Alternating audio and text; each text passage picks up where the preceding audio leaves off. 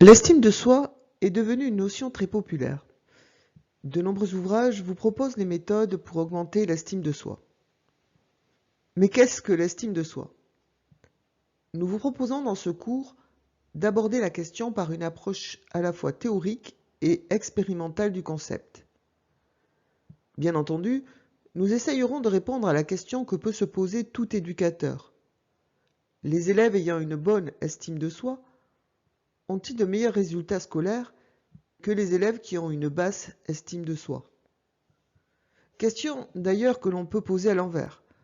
Les élèves en difficulté scolaire ont-ils une basse estime de soi et ceux qui sont en réussite ont-ils une haute estime de soi? Et finalement, la question suivante, est-il nécessaire, important de faire en sorte que tous les élèves possèdent une haute estime de soi? Et si oui, pourquoi? Une haute estime de soi est généralement recherchée. De nombreux auteurs affirment qu'elle est associée à de nombreux avantages psychologiques, et notamment une meilleure santé et un bien-être plus élevé. L'estime de soi a même pu être comparée à un véritable système immunitaire du psychisme.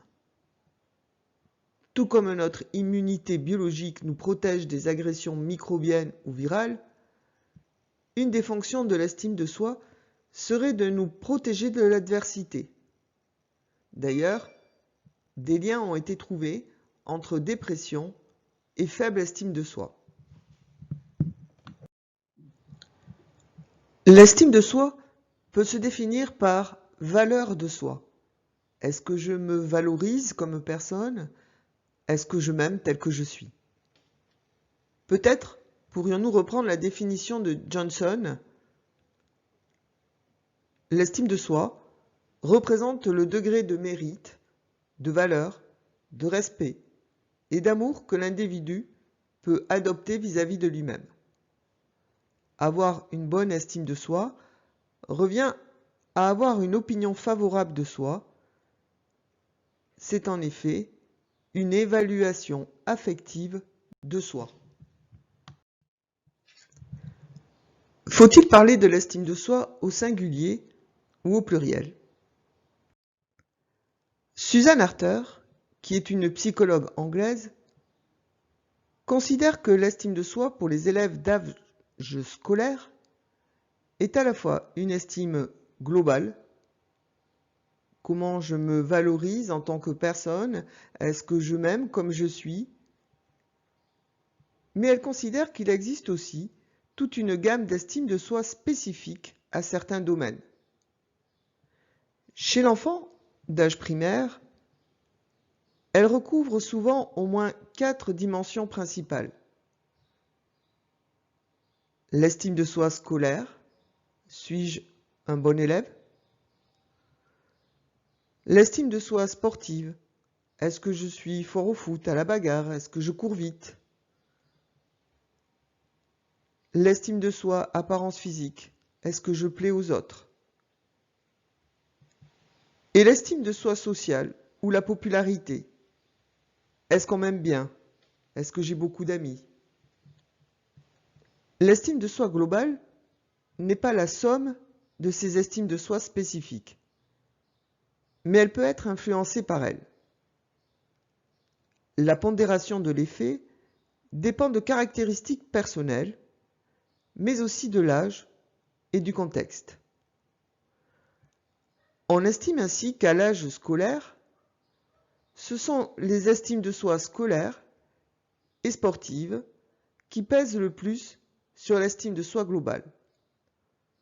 En revanche, à l'adolescence, l'estime de soi apparence physique va également jouer un rôle important, surtout chez les filles.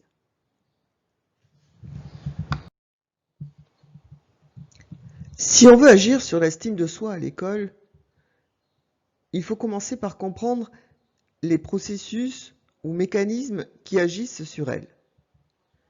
Deux approches principales ont traité de l'estime de soi. Tout d'abord, l'approche intrapersonnelle, puis l'approche interpersonnelle. En effet, deux approches théoriques ont fondé le concept de soi en psychologie, celle de William James et celle de Charles Cooley. La première est une approche intrapsychique, car elle considère que l'estime de soi se construit entre deux représentations internes de la personne, le soi tel qu'il est et le soi qu'on voudrait atteindre, le soi idéal. La deuxième, celle de Charles Cooley, est plutôt une approche interpsychique, car elle considère que l'estime de soi se construit essentiellement par le miroir social, c'est-à-dire l'image que les autres nous renvoient de nous, ou plus précisément, l'image que nous imaginons que les autres ont de nous. Pour William James, l'estime de soi se construit entre succès et ambition. Il met l'accent sur le décalage entre les aspirations d'une personne et ses accomplissements réels. L'estime de soi, globale, serait une sorte de quotient avec, au numérateur, les accomplissements réels, c'est-à-dire les réussites ou les échecs d'une personne dans un domaine, et au dénominateur, ses ambitions, ses aspirations dans ce domaine. En mathématiques, un quotient donne un résultat élevé, d'autant plus que son numérateur est élevé, 10 sur 4 est supérieur à 5 sur 4, ou que son dénominateur est faible, 5 sur 2 est supérieur à 5 sur 4. Eh bien, pour l'estime de soi globale, on peut tenir le même raisonnement. Si je veux rehausser l'estime de soi, c'est-à-dire le quotient, soit j'augmente le numérateur, c'est-à-dire que j'augmente les réussites, ou je diminue le dénominateur et donc les ambitions dans le domaine. Le quotient entre réussite actuelle et ambition est équivalent au quotient entre soi réel et soi idéal.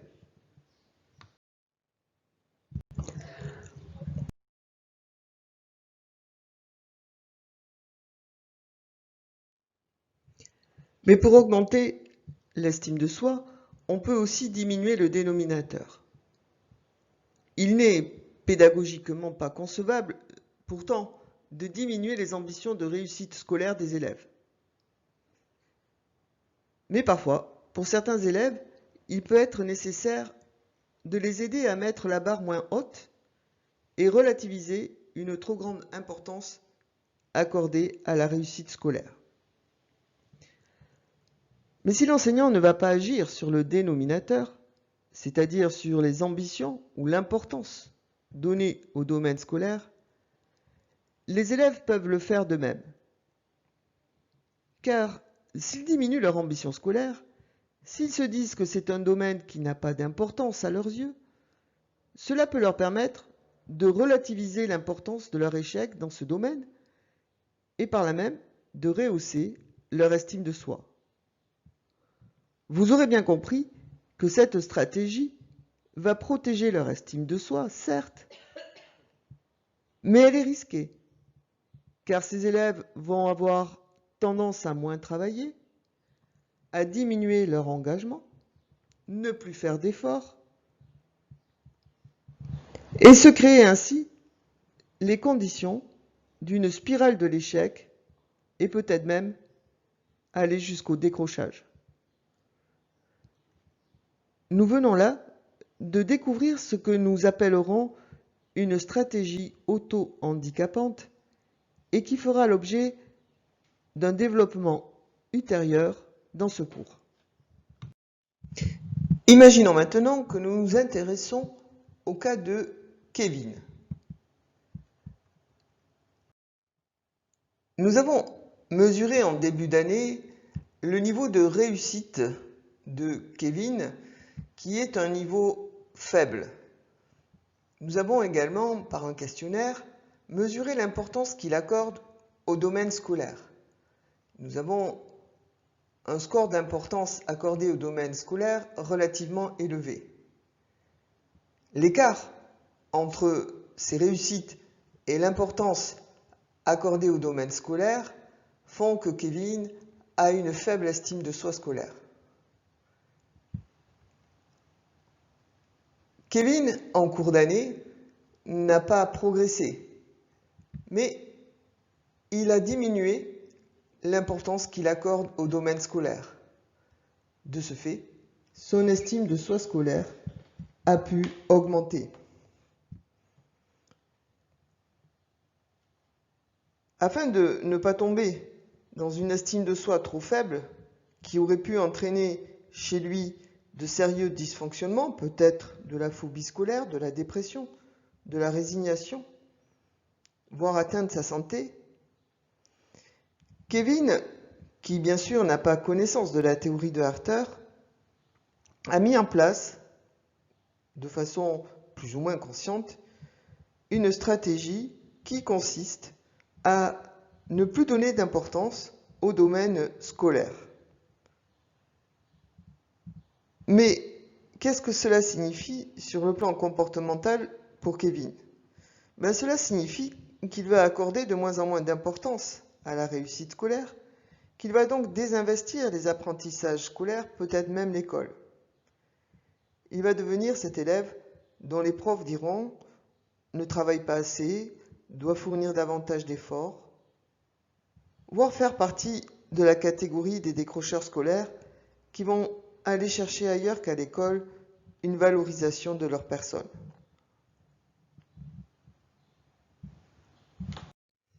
Lorsqu'il y a un écart entre le soi réel et le soi idéal, entre les réussites et les ambitions, on parle de discrépance. On appelle discrépance l'écart entre la façon dont on se perçoit dans un domaine, entre le soi présent et le soi idéal que l'on cherche à atteindre dans ce domaine. L'estime de soi reflèterait donc cette discrépance. Intéressons-nous maintenant à Hugo, élève de CM2. Nous lui avions fait passer un questionnaire qui mesure son estime de soi dans différents domaines et l'importance qu'il accorde à ces domaines. Les scores varient entre 1, score le plus bas, et 4, score le plus élevé. Examinons les résultats obtenus à ce questionnaire. Vous pouvez constater qu'Hugo présente une estime globale faible. On peut sur ce graphique également constater que Hugo accorde beaucoup d'importance au domaine social et à l'apparence physique. Si l'on cherche à trouver quelle discrépance pourrait expliquer cette faible estime de soi globale, le graphique montre les écarts les plus importants entre soi réel et soi idéal, soi réel et importance accordée au domaine, pour les domaines du social et de l'apparence physique. On peut penser que ces deux domaines sont liés. Hugo, ayant des complexes au niveau de son apparence physique, se sentant mal dans sa peau, pourrait de ce fait avoir des problèmes relationnels avec ses pairs. Connaître où se situe pour Hugo sa problématique d'une faible valorisation de soi peut permettre aux psychologues de l'éducation nationale de travailler en partenariat avec l'enseignant pour mettre en place au niveau de la classe des activités qui favorisent un bon climat relationnel entre les élèves, ou bien tout simplement faire en duel un travail avec Hugo sur la représentation de soi et de ses idéaux. Le mal-être des élèves n'est pas toujours lié à la question des apprentissages. À cet âge, la peur de se retrouver isolé, exclu ou rejeté par les autres est une émotion qui peut affecter leur disposition à apprendre. Higgins ajoute au soi actuel, c'est-à-dire les attributs que l'on croit posséder, nommé également le soi réel, et au soi idéal, la représentation des attributs que l'on aimerait idéalement posséder, une troisième catégorie de soi qu'il appelle le soi devoir. Il s'agit de la représentation des attributs que quelqu'un croit qu'il devrait posséder. Par exemple, un élève peut avoir un soi devoir scolaire élevé s'il pense que ses parents ont de fortes attentes de réussite pour lui à l'école.